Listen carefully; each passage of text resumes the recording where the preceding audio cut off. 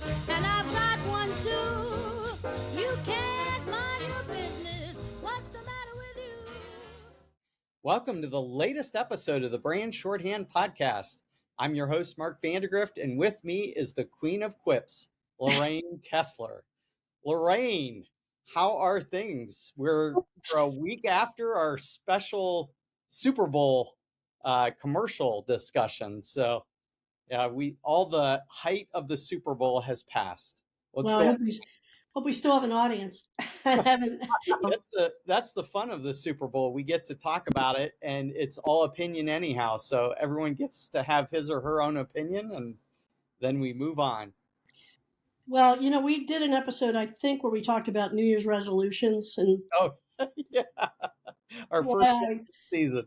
I confess that I have sworn off, but I haven't really, because my New Year's resolution this year was cleaning out, decluttering, right? Closets, and look what I found in one of our closets. We should give a prize to anyone listening who knows the name of this particular character and where he comes from. Well, I know one person that will win that right away. So we are going to disqualify Dick Majori right off the bat. We should disqualify him anyway for many reasons. That's just one. That's right. Yeah. No, this is the Noggy. Okay.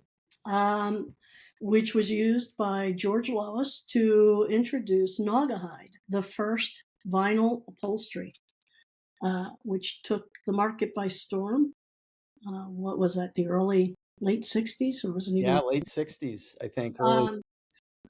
And a curious little tidbit related to Innis Majori is that the CMO, I don't know if his title was literally CMO, but he was in charge of marketing at the time for Uniroyal, who created Naugahyde, because it was from Naga, Rhode Island or something, was Jack Trout, who went on to join the agency of Al Reese and together create what we practice, the principles of positioning.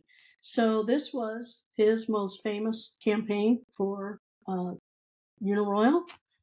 And we met with him in Sarasota, I want to say around 2005-07 timeframe, to kind of bring back Naugahyde if possible. And all he cared about, my husband's whole career, was being number 2 to the number 1 Naugahyde for General Tire.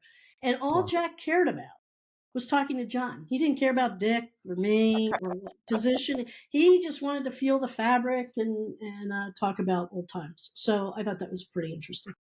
That's awesome. Well, I got to ask, did you achieve your decluttering resolution? Because you kind of just found something and you're keeping it. Did you get rid of anything? I'm keeping this for advertising sentimentality. But yes, I'm really good at this. But I threatened my husband that I would put Visine in his cocktails if he didn't clean his closet out. And anybody who knows I follow true crime, there's a woman who killed the woman she cared for by putting Visine in her drinks. Who knew Visine's a poison? You can put it in your eye. In your eyes. Yeah, it's really good, right? Can you imagine someone that uses it every day? That's a little scary. I know. Jeez. So he did a very good job. So that was your single resolution this year, was to declutter? Declutter every closet. Excellent. Yeah. Well, I'm glad you didn't go after 2, because I know the last time you did that, at least from my awareness, you failed miserably, all within a matter of 2 minutes. Yeah, anything that it involves a change in behavior is not going to happen. Well, for me, I just all this Super Bowl talk, it kind of, I don't know, I get into it a little bit. And I went back to see some commercials from the last couple of years just to see how the companies performed in the long term. And I kind of threw out all the ones that there's not a lot of proof around it. If Doritos does an ad, Pepsi does an ad, Coke does an ad, car commercials do an ad, like those are hard to prove. But one jumped out at me because it was considered the number 1 performer for the 2022 Super Bowl. So just 2 years ago. Do you remember the ad that had the QR code and that was it? It was the QR code was bouncing around on the screen. I And do not remember that. well, it had such a strong response that it caused their servers to crash because they did not anticipate 20 million app downloads. Okay, Wow. so that gives you a clue as to who it was, but not many people remember this. And the original commercial, like I said, resulted in 20 million app downloads. But since then, revenue declined 59%, and the business posted a net loss of 2.7 billion, yes, with a B, dollars that same year. Wow. Its shares decreased 86%. Wow. So does any of that is the name coming back, the brand name for that commercial? No, but I think you're going to tell me. Yes, it's Coinbase. Okay. So, oh great one, oh Yeah. great marketer one. Is this a Tell crypto? us a lesson Is that that cryptocurrency? yeah, Coinbase is crypto. Yeah, it's like Bitcoin. Yeah. So what lesson, let's hear from the guru. What lesson does this teach us, if any? Mm-hmm. Because there's certainly other factors beyond advertising that cause a company to go bad. But do you think that short-term big investment on the QR code commercial was worth it? Yeah, I think it was because you had 10% of what I imagine to be the viewing audience. What did you say? 2022? 20 million. Yeah. So if it was 200 million viewing audience, then that Yeah, would 10% of the viewing audience downloaded your app. Now it's unfortunate, that it crashed, but that actually extended word of mouth. And, there's that old saying that even bad PR is good PR. And I think in this case it could be. It certainly is gimmicky, and sometimes gimmicks are very effective. Unfortunately, based on what you just shared, this failure seemed to be a portend for what was to happen to the company. yeah. That I doubt that their demise has that much to do with the commercial as it does with probably bad decisions Mhm. from management standpoint. And then, of course, you have what happened to the crypto market too. So my sense is, and I don't know, is that there was probably some bad management decisions, and like a lot of these cryptocurrency or new age kinds of companies, they're head by kind of egocentric, people who make often mistakes and blunders. Be just so I don't know, but I doubt it was just because of that ad. So yeah, I mean, gimmicks can pay off, but they're risky. I mean, that's the thing with a gimmick, right? It's risky. Well, I think what I would have done if I were the CMO, which I was, Mhm. but I would have taken advantage of that and started a branding campaign. I mean, you Yeah. now have 20 billion app users. Yep. Yes, you can interact with them, but why not gain the momentum and quickly come back with a branded ad instead of just the QR code? You can include that, but goodness Yeah. gracious, you could have done that for very little.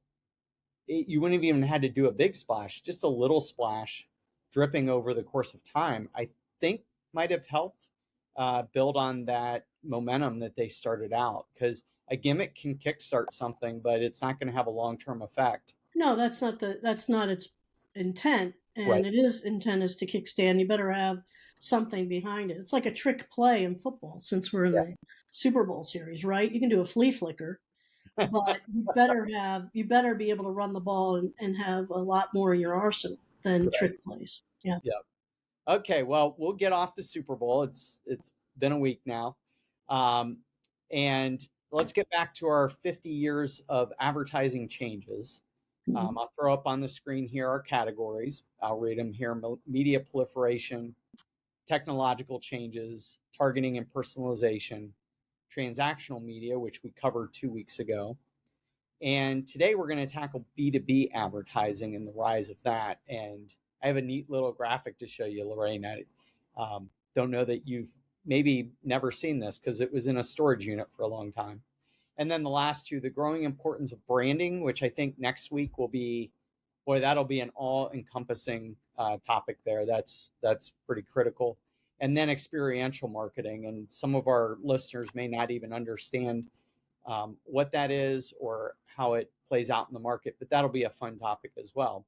But let's get back to our topic for today, B2B marketing. And this shot that I'm going to put on the screen is of our founder, Dick Majori, on the cover of the 1995 Small Business News. And the inset text reads this. This is funny. Owens Majori trades its consumer accounts for the risky world of business to business advertising. Isn't that funny, Lorraine? We have so many B2C clients still, but at that time, moving to B2B was considered risky. So, That's funny. isn't that awesome? Well, it's funny because Dick and I started about the same time, and I was in Toledo, and our agency was heavily B2B. Yeah. And we found B2B much more secure and predictable than B2C. Oh, yeah, absolutely. Yeah. Well, and really, it's funny because we've now seen the shift the other way, which we probably haven't seen in all of our topics we've been discussing. Mm-hmm. Change happens and the change keeps going. So technology, right? That just keeps increasing. Or transactional media, we have MarTech 10,000 and it's just increasing. Well, this with B2B advertising, it feels like that was a thing and now it's crested and maybe it's turning back the other way a little bit. And what I mean by that is maybe something you can touch on, which is at the end of the day, we're all consumers, we're all human beings. We all need convinced of buying something. So share with us like maybe how we thought differently about B2B advertising and maybe why it's coming back closer to B2C advertising.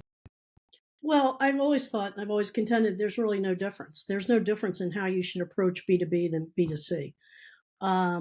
You still have to appeal to romance, tease, tickle, engage, use your word, motivate a human to think something positive about your product, service, company, or brand amidst competitors, and to be able to make a decision that fits their decision profile. If they're, you've heard me say this in the appreciative discoveries. I've never met an engineer out of the womb, right? I mean, before we're engineers or we're doctors or we're physicists or psychologists or whatever the heck we are, we're people and we think like people. And the psychology immutables are pretty much what they are. They're immutable, right? So we're going to make decisions based on our own self-interest, our emotions, what we need. Whether that's security, whether that's happiness, whether that's treating ourselves because we think we deserve something. So the difference in B2B is simply that the B2B buyer, for example, they have the same emotions, but they're attached to their job and their respect, their self-esteem, or within their job, what their boss will value. So within that context, they always know, what does this company value? What will my boss value in my buying decision? Is it going to be a functional thing of either paying less, saving more, buying something that actually allows us to sell more? What is the value system? Is it the secure idea, something that is reliable and doesn't break down? That my boss will appreciate because they have that brand image. We always said, people chose Xerox because, they knew they wouldn't get fired, right? Right. They knew they wouldn't get fired. So it's still emotional. I don't care what anybody says. It still comes down to some amount of emotion plays out. And it's our job as advertisers to understand that buyer, whether they're, whether it's a secretary or administrator or someone buying equipment, manufacturing equipment to make things, an engineer. We need to understand that person really well to understand what's going to motivate the purchase. And also within the context of that company and what that company values, because you can approach a buyer within a company and say, I notice that your company, its brand stands for reliability. Therefore, you'll want the most reliable supplier for X. And that's us. We've won more awards than any of the competitors in reliability. So that's going to be my pitch or my angle. And all of advertising is really angling the message to what really piques the interest of that buyer. Let me ask you this question. This is a little bit of a curveball, and Mhm. it might date you a little bit, but we've already discussed that in our in our previous episodes. Did you see a shift in early in your career where businesses realized that they needed to do marketing?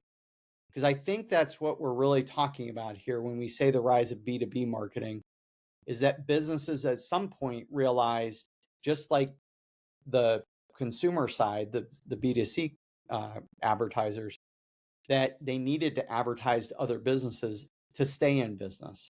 Did you see a shift in that? Like Yeah. more and more businesses started to do advertising that you hadn't seen prior to that? Because I guess I haven't witnessed that. It's always like B2B was always a thing in my advertising career. I would say the 80s when I joined, Okay. the late 70s, early 80s. And I think, what are the reasons for that? I'd have to think about it. But I do think what happened is there just was more competition, Hmm.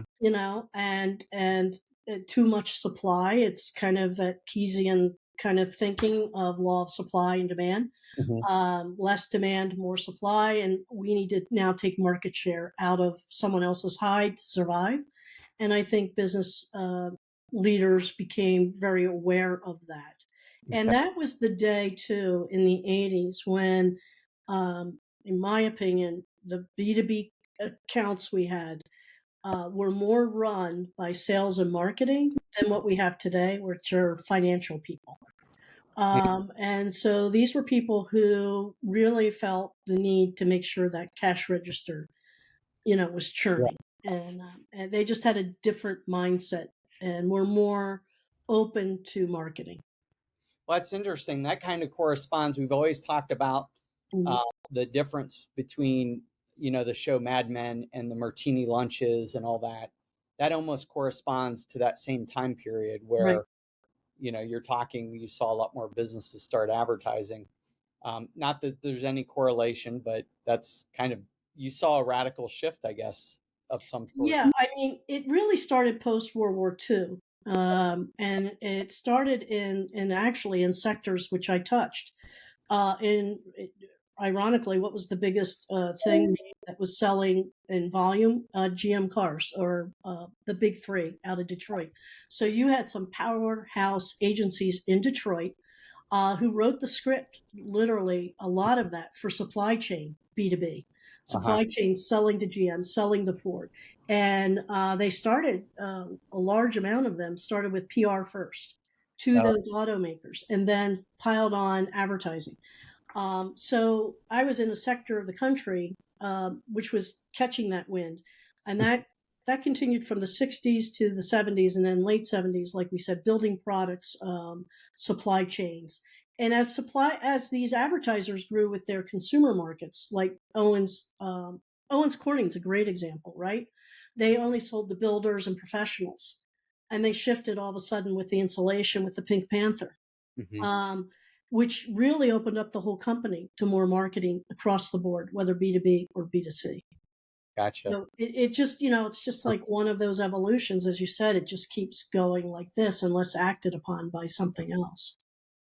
Well, and in talking now about this, I would say turn back to Mhm. your original point, which is we're all consumers, whether we're buying for ourselves or for a business, we're Right. consumers. The other thing that we're seeing is because of the adoption of some of the transactional media, and um, also the fact that uh, programmatic has made some of the more broad based advertising available to businesses. I Hmm. think that's changed it. So, TV and radio used to be out of the tool set for a B2B marketer. Right. Okay. Because there were just too many wasted impressions. Mm. Imagine, someone that's selling um, a, a widget that goes inside of a car doing an ad on WKYC in Cleveland on Channel Mhm. 3. Well, how many of that audience actually is interested in buying that widget that they're going to put in their car? Not too many. 0.001% maybe is going to make that buying decision.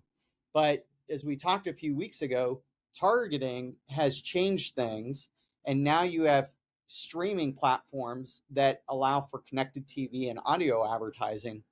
Our B2B clients can now leverage platforms like TV, audio, and video advertising because of the fact that they can find that 0.001% that wasn't available to them before without doing the mass network TV buy. Sure. So now through programmatic, I can go find the CEOs or the procurement specialists of that car manufacturer, both by industry and title. And it makes sense now to do a branded TV spot to them because they're the only ones that are going to see it. Combine that with a very low cost to entry, because you can set the budget. If you want to spend $1,000 a month doing connected TV and you limit that target, all of a sudden it allows you to do that. And I think that's the other reason that the notion that there's a set of B2B tactics and a set of B2C tactics, those are merging. And I think maybe that's why it's coming back a little bit. So, Yeah. I typically use a lot of trade channels like trade pub ads, trade PR, a lot of mix of transactional media like Google ads and SEO. But now when a prospect sees an ad in a trade pub or attends a trade show, there are media available that can reach these prospects with a long form advertising brand awareness message. Do you see this addition of, let's go back to our last episode or 2 weeks ago, of brand awareness media as a benefit to B2B advertising? Well, yeah. I mean, anytime you can use picture and sound and motion to engage an audience that's likely to be in your set, that's to me is great. And we do know that trade pubs and trade shows have gone this way, so we need to fill the gap. And this is a better way to fill the gap. And plus the digital media, whether it's your website or blogs or videos on your site or videos, as you said, CTV, targeted through television mediums that are now streaming. These all fill in that gap very nicely, in a way that's very engaging to the audience and a little more acceptable. I mean, it's great, but I think there's a huge opportunity being missed when we only, again, you and I with this targeting stuff, talk about, let's just say that's rifle fire versus blanket air cover, right? Parachutes everywhere. And I think that B2B is missing, depending on the client, depending on the company. If you're a company that has global presence and you make a ton of stuff, whether it's ingredients or pieces, parts that go into many different markets, right? It could be metals like titanium that go into all sorts of things, from buildings to airplanes to military defense to cars. And you have that kind of market. There's an opportunity to use regular mass TV that we don't normally think about intelligently. And I feel like there's been some missed opportunities. So because people might not know what I'm talking about, I'll give you an example, and you might remember this one, and it was in the 80s. BASF. Oh, yeah. Right? Great commercials. Right. Was that targeted to just buyers of their products, of their ingredients? That's an ingredient company, right? A chemistry and ingredient company. Yeah. Their narrow target, which could be served very well today, and probably is, were buyers and investors, right? Not the consumer. And yet they arguably have one of the best consumer mass media TV campaigns that I can recall. And do you remember what the tagline was? Yeah. We don't make the products you buy, we make the products you buy better. That's right. And they had various specifics. They might do a paint commercial, and within the narrative, they would say something like, "We don't make the paint you use, we make the paint brighter." All right. So this was catchy, right? And they were ubiquitous. They did target, but not by audience. They only ran on Sundays when they started. Why Sundays? Well, back in the 80s, that was family time watching TV.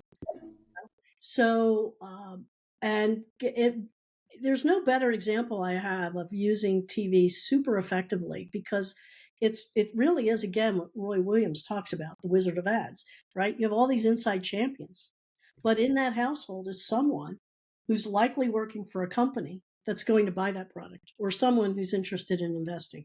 So it was just genius. And the big thing that I think that this commercial did, one, it broke an orthodoxy. And anytime, this is one of the biggest problems with advertisers and categories.